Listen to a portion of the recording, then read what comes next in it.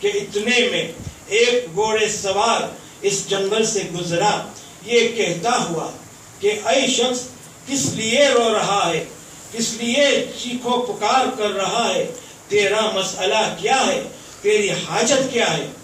محمد ابن عیسیٰ عبادت میں لگے ہوئے ہیں، پسند نہ آیا کسی کا روکنا، کسی کا ٹوکنا۔ کہا کہ اے شخص، مجھے تجھ سے کوئی کام نہیں ہے، میں اپنے زمانے کے امام کو پکارتا ہوں۔ آنے والے نے کہا، میں ہی تو تمہارا زمانے کا امام ہوں، صلوات۔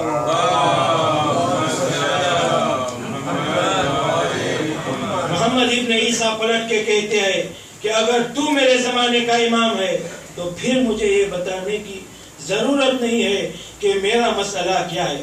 تو آنے والا مسکرا کے کہتا ہے، محمد ابن عیسیٰ، بہت پریشان ہوں، گھبراؤ نہیں، اس انار کا راز ہم تمہیں بتاتے ہیں۔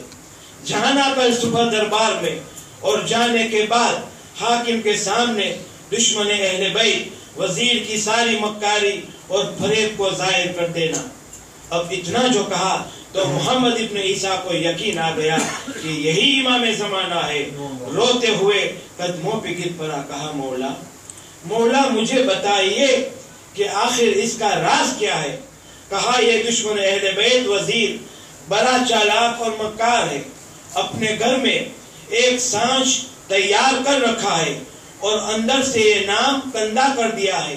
کچے انار پر سانچ چلا دیا تھا، جب انار بڑا ہوا تو یہ نام سخت ہو گیا، اور یہ سانچ وزیر کے فلاں کمرے میں رکھا ہوا ہے۔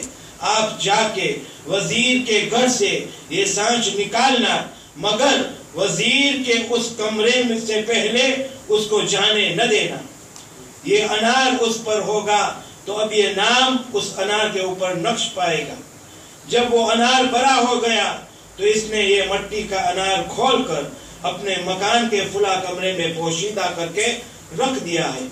ایسا کرو، کل حاکم کے پاس جا کر حاکم سے یہ کہہ دینا کہ ہم تمہارے سوال کا جواب دینے کے لیے تیار ہیں، مگر ایک شرط پر، ہمیں وزیر کے محل میں جانے کی اجازت دی جائے، اور حاکم کو خود لے کے چلنا۔